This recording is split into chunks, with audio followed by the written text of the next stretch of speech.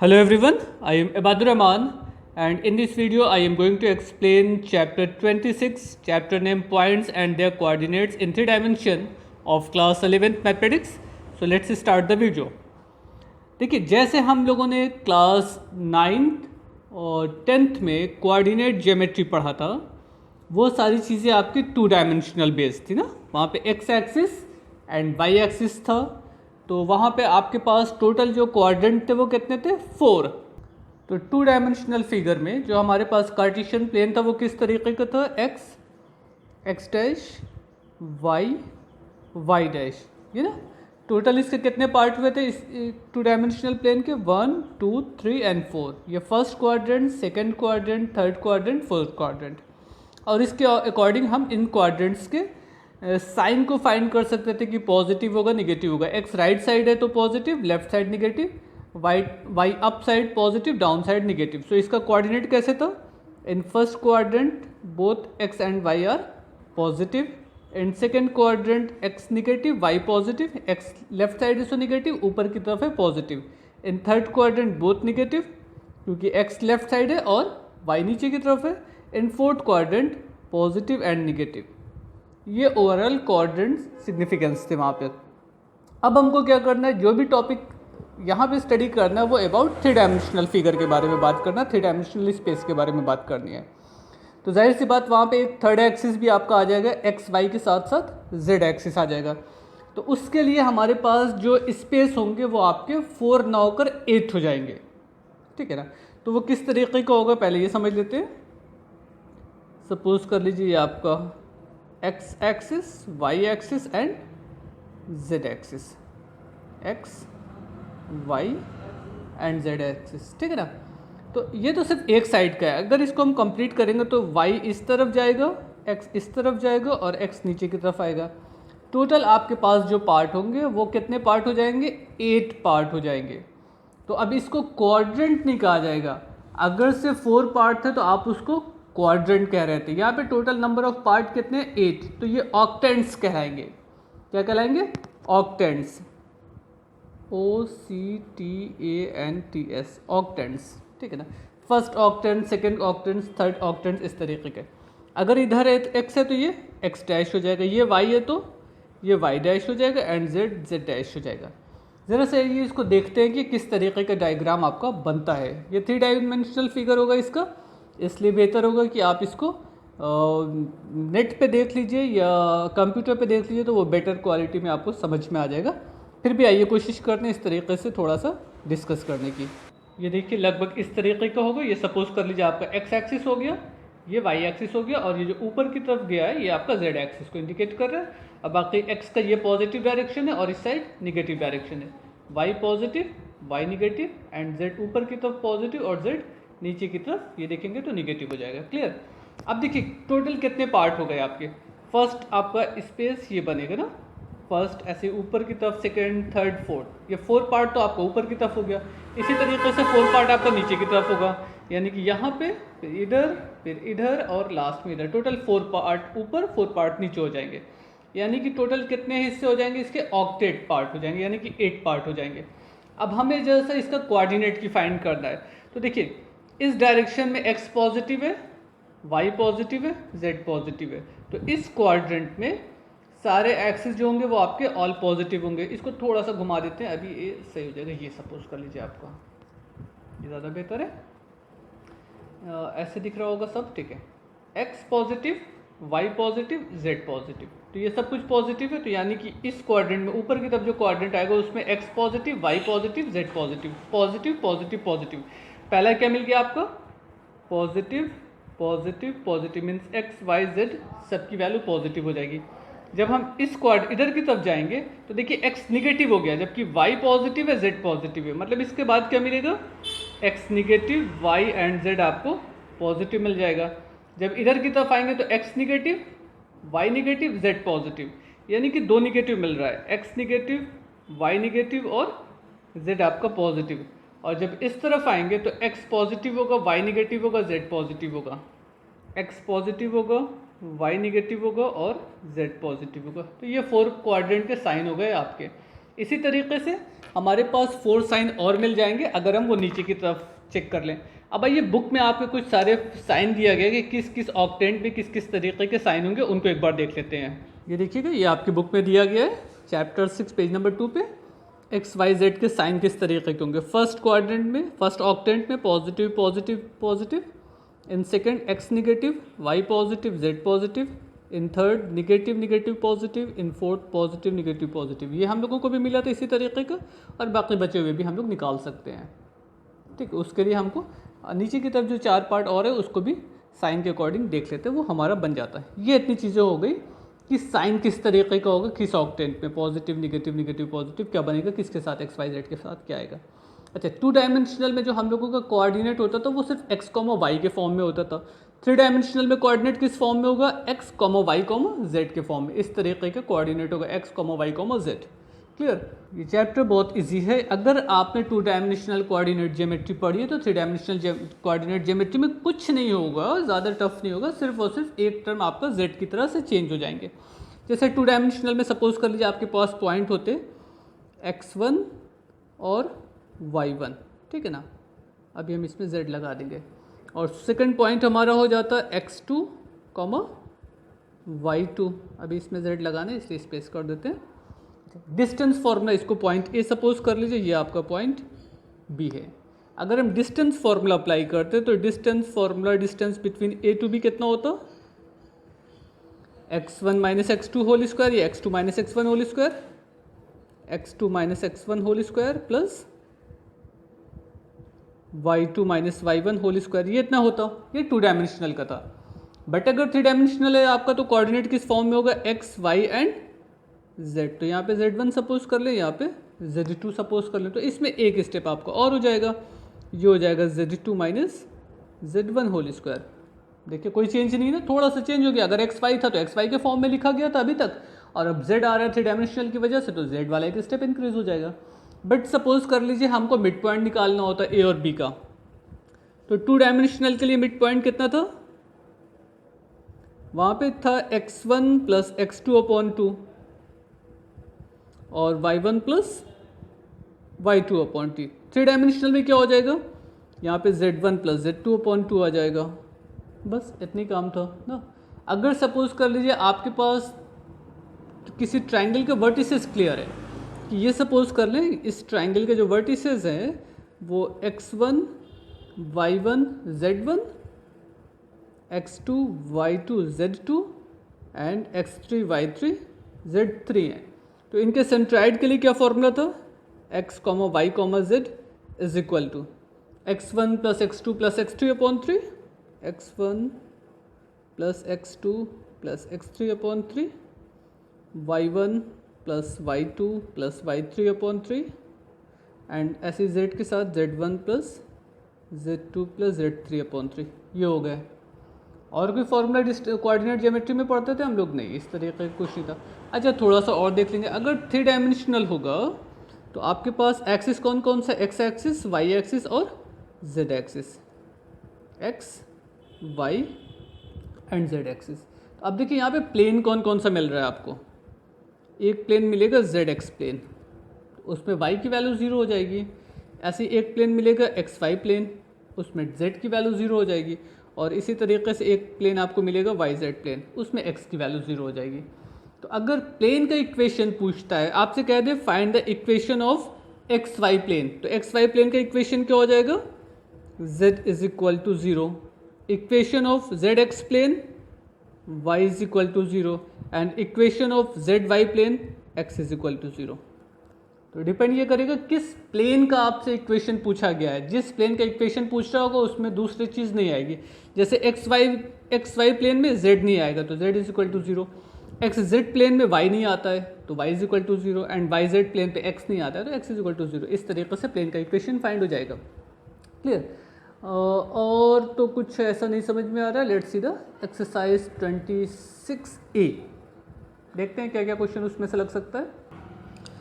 First question, find the distance from the origin to each of the point. Origin दिया है ना, origin का मतलब हो गया कोऑर्डिनेट क्या, ओरिजिन का 0, 0, 0।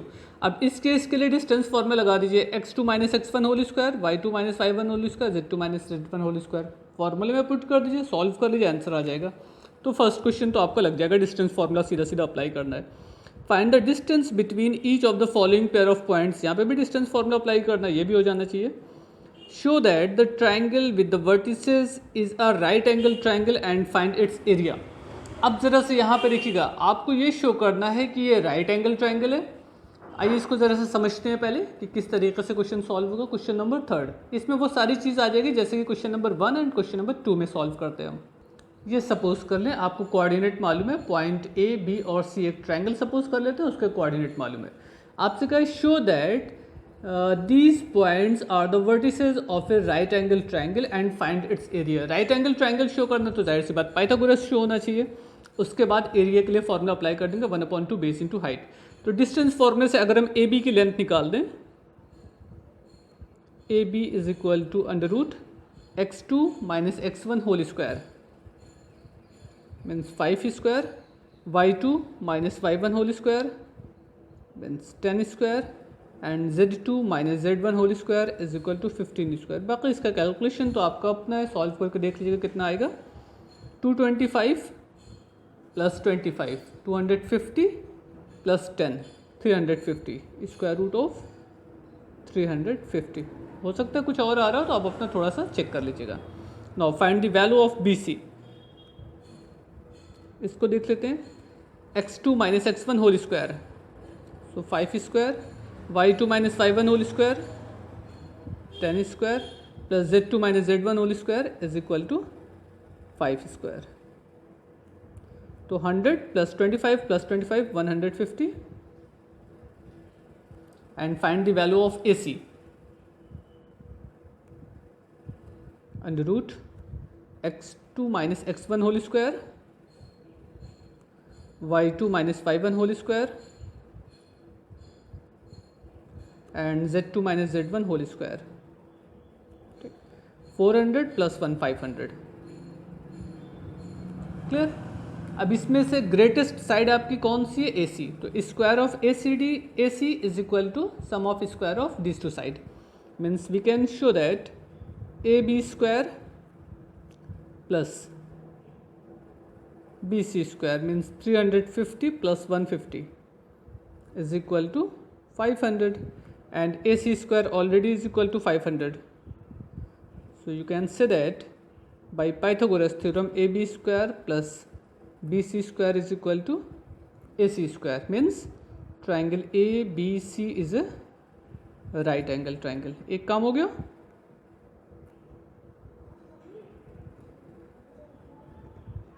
ठीक। अच्छा, अब आपको क्या कहा, फाइंड इट्स एरिया। तो area of triangle is equal to 1/2 base into height. ये तो हाइपोटेनस है तो बेस और हाइट में दो चीज़ें होंगी, यानी कि root of 350 and root of 150। तो इसको आप सॉल्व कर लीजिए जिस भी तरीके से आप सॉल्व करना चाहिए। ये हो जाएगा 35 means 5 into 7 and 15 means 3 into 5। तो ये कितना हो जाएगा, रूट ऑफ, ये कैलकुलेशन आपका अपना है 21 इंटू 50, ये हो जाएगा 25 रूट ऑफ 21 यूनिट। ठीक। बाकी हो सकता है आपको कुछ और कैलकुलेशन में आंसर मिल रहा हो तो वो आप अपना चेक कर लीजिएगा। Okay, it is your question number 3। बस इतनी काम करना था, इसी तरीके के क्वेश्चन होंगे, बहुत टफ एक्सरसाइज नहीं है। Now question number 4, show that the triangle with vertices is an isosceles. Isosceles का मतलब हो गया कि आपको ये निकालना है कि ट्रायंगल के दो साइड सेम है। तो डिस्टेंस फॉर्मूला अप्लाई कर दीजिए, तीनों वर्टिसेस को बारी बारी से लेकर आपको दो साइड मालूम हो जाएगी। Show that this vertices of the equilateral triangle, तीनों साइड सेम शो करना है।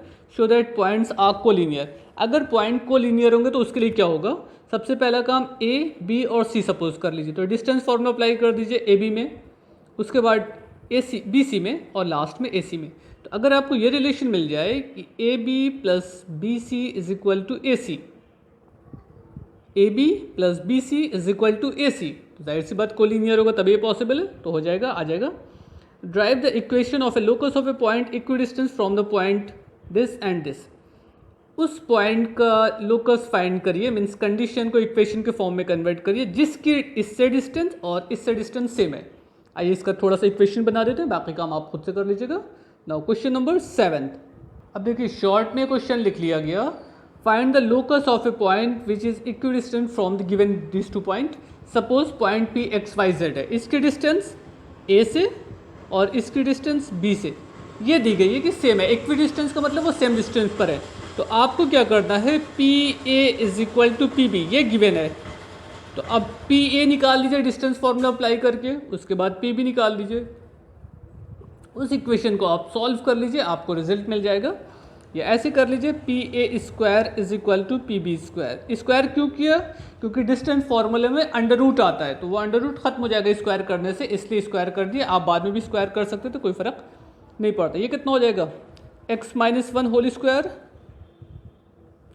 Plus y minus two whole square, ये माइनस मिल के प्लस हो जाएगा, and z minus three whole square, ये होगा लेफ्ट साइड में।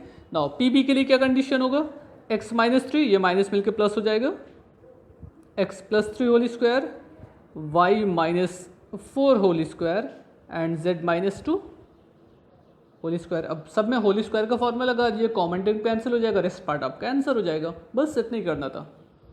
Now question number 8। Drive the equation of the locus of a point twice as far as from this as from this.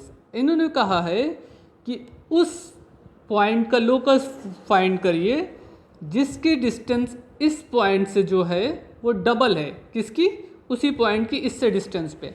मतलब अगर हम एक पॉइंट P सपोज कर लें और इसको A और इसको B सपोज कर लें, तो पी ए की वैल्यू जो है वो ट्वाइस ऑफ पी बी है। आइए थोड़ा सा इसका भी इक्वेशन बना लेते हैं, बाकी काम आप खुद से कर लीजिएगा। Now question number 8। अब देखिए क्वेश्चन में क्या कहा गया है कि एक पॉइंट का लोकस फाइंड करिए जिससे इसकी डिस्टेंस मीन्स पी ए वो डबल है किसकी डिस्टेंस के, जो डिस्टेंस की पी बी की है, ट्वाइस ऑफ पी बी। आप फिर से इसका स्क्वायर कर लीजिए, P A square is equal to 4 P B square. Clear. अब जब पी ए और पी बी के डिस्टेंस आप फाइंड करिएगा तो स्क्वायर कर देंगे तो रूट हट जाएगा, इसीलिए हमने पहले से स्क्वायर कर लिया, आप बाद में कर सकते थे। यहाँ पे क्या हो जाएगा, डिस्टेंस फॉर्मूला अप्लाई होगा, x two minus x one whole square, y two minus y one whole square, z two minus z one whole square, ये हो जाएगा। और यहाँ पे क्या लिखिएगा 4, यहाँ पे ब्रैकेट ज़रूर लगाइएगा वरना मिस्टेक हो जाएगी। फिर x two minus x one whole square, y two minus y one whole square, and z two minus z one whole square. Means एक बार आपको क्या करना है, P और A को लेके सॉल्व करना है, यहाँ पे वैल्यू पुट करिएगा, उसके बाद P और B को लेके सॉल्व करिएगा, यहाँ पे वैल्यू पुट करिएगा। किसी को भी आप x1 x2 मान लीजिए, कोई फर्क नहीं पड़ेगा, बेहतर ये है कि ये x2 मानिए, मतलब x माइनस ये, एक्स वाई माइनस ये, जेड माइनस ये, इस तरीके का बनाइएगा तो ईजी हो जाएगा, वरना आपकी चॉइस है, दोनों सूरत में आंसर आपको सही मिलेगा। इतने से काफ़ी है, इतने से हेल्प हो जाएगी और इसको सॉल्व करने की कोशिश करिएगा। Now next question. Now question number 9। Find the equation of A locus of a point. Point suppose कर लीजिए x, y, z, x, y, z, whose distance from the y axis is equal to its distance from 2, 1, -1। अब y axis दिया गया, तो y axis पे जो coordinate होगा उससे हम इस पॉइंट की डिस्टेंस निकालें और y इसी पॉइंट की इससे डिस्टेंस निकालें। ये इन्होंने कहा है कि दोनों इक्वल है। तो y एक्सिस पे x और z की वैल्यू 0 होगी, वो अपना वहाँ से सॉल्व करके देख लीजिएगा, आपको रिजल्ट मिलना है। Question number 10। Find the equation of the locus of a point whose distance from x y plane, x y plane means z is equal to 0, clear, is equal to its distance from the point this. ये question number 9, 10, 11, 12 solve करने की कोशिश करिएगा। In case अगर नहीं आता तो next video में हम लोग इस पर भी डिस्कस कर लेंगे। अच्छा, अब थोड़ी सी बात कर लेते हैं सेक्शन फार्मूला। ये एक्सरसाइज 626B के लिए है। सेक्शन फार्मूले में आपका क्या हो जाएगा, सेक्शन फार्मूला। अब जैसे 2 डायमेंशनल था, वहाँ पे सेक्शन फार्मूला जब हम अप्लाई करते थे तो आपके पास कोऑर्डिनेट था x1 और y1, ठीक है। और इस पॉइंट को और एक पॉइंट और सपोज कर लिया जाए x2 एंड y2। इस पॉइंट को कोई भी पॉइंट आपका इंटरनली या एक्सटर्नली डिवाइड कर रहा है m1:m2 के रेशियो में, ठीक है। ये क्लास 10 में भी आपने पढ़ा है। और अगर से कुछ कन्फ्यूज़न होगा तो क्लास 10 की प्लेलिस्ट में चले जाइएगा, वहाँ से आपको ये टॉपिक मिल जाएगा पूरा।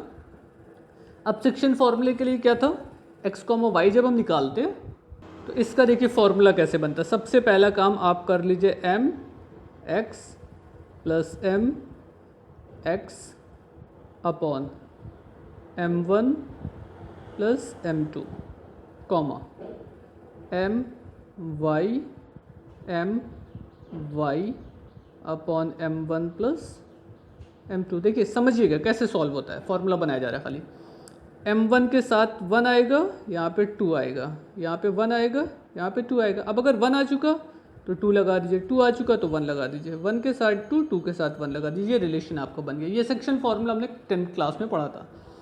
अगर से सपोज कर लीजिए आपके पास 3 डायमेंशनल फिगर है, यहाँ पे z1 आएगा और यहाँ पे z2 आएगा, रेशियो वही है, एक पॉइंट और आ जाएगा z।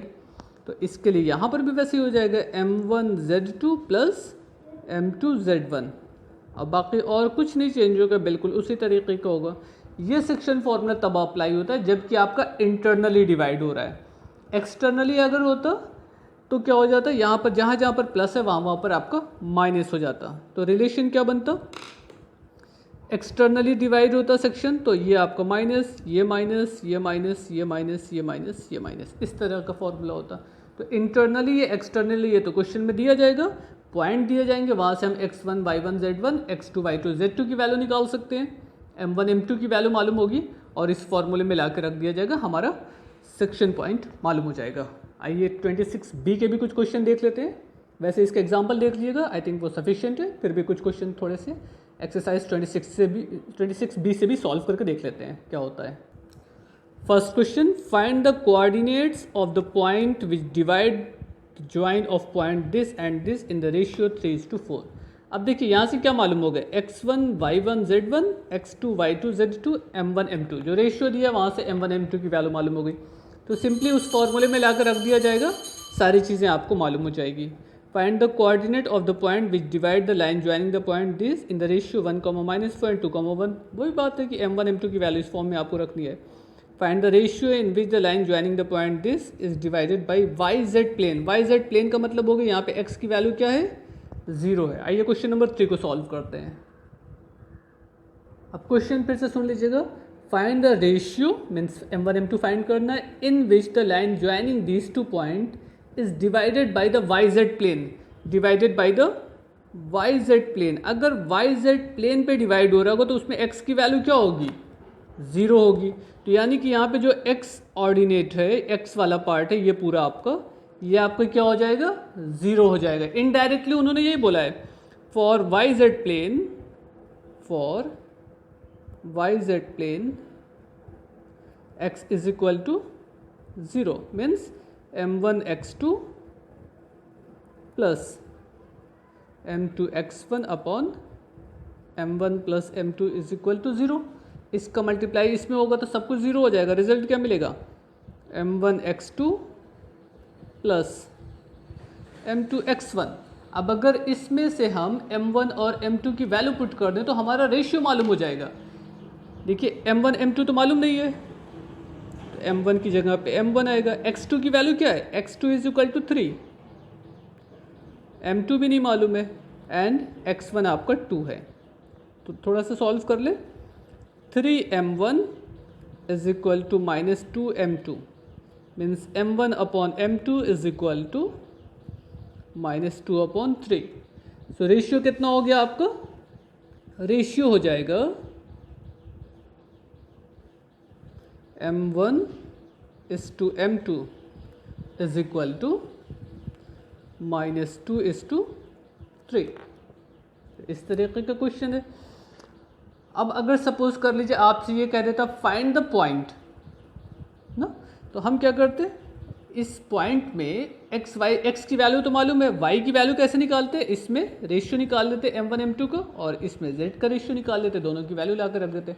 अब आप कहिएगा हमें m1 m2 की एग्जैक्ट वैल्यू तो मालूम नहीं है, तो यहाँ से अगर हम m1 कॉमन ले लें या m2 कॉमन ले लें तो m1 अपॉन m2 न्यूमरेटर में, m1 अपॉन m2 डिनोमिनेटर में मिल जाएगा। m1 अपॉन m2 की वैल्यू मालूम है आप, अदरवाइज आप m1 की जगह पे -2 एंड m3 की जगह पे M1 की जगह पे -2 एंड M2 की जगह पे 3 रख सकते हैं तो भी आपको रिजल्ट मिल जाएगा, अगर से पॉइंट पूछता है आपसे तब।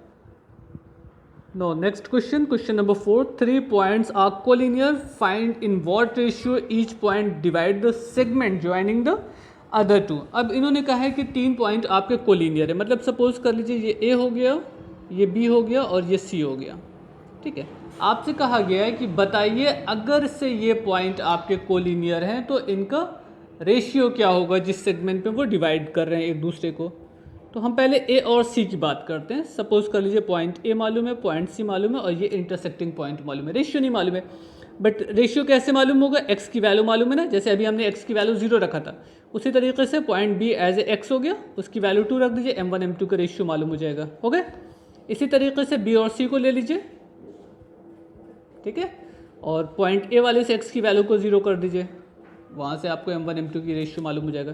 फिर ए और बी को ले लीजिए, ये आपका समझ कर लीजिए कि सेक्शन पॉइंट है, यहाँ से एक्स की वैल्यू को -2 पुट कर दीजिए, वहाँ से आपको रेशियो मालूम हो जाएगा। मीन्स थर्ड क्वेश्चन में जैसे x = 0 रख के आपको रेशियो मालूम है, उसी तरीके से आप यहाँ ए और सी को लीजिएगा तो रेशियो की फाइंड करने के लिए x = 2 पुट कर दीजिए। उसके बाद बी और सी को लीजिएगा तो रेशियो फाइंड करने के लिए x = 0 पुट कर दीजिएगा। और इसी तरीके से ए और सी को लिया जाएगा तो ए और बी को लिया जाएगा तो रेशियो फाइंड करने के लिए x = -2 रख दीजिएगा, आंसर मिल जाएगा। तो इस एक्सरसाइज को लगाने की कोशिश करिए, ज़्यादा से ज़्यादा क्वेश्चन लगा डालिए। In case of if you have any doubt you may ask me on my WhatsApp number, otherwise you can write in comments box. Thank you everyone, good bye.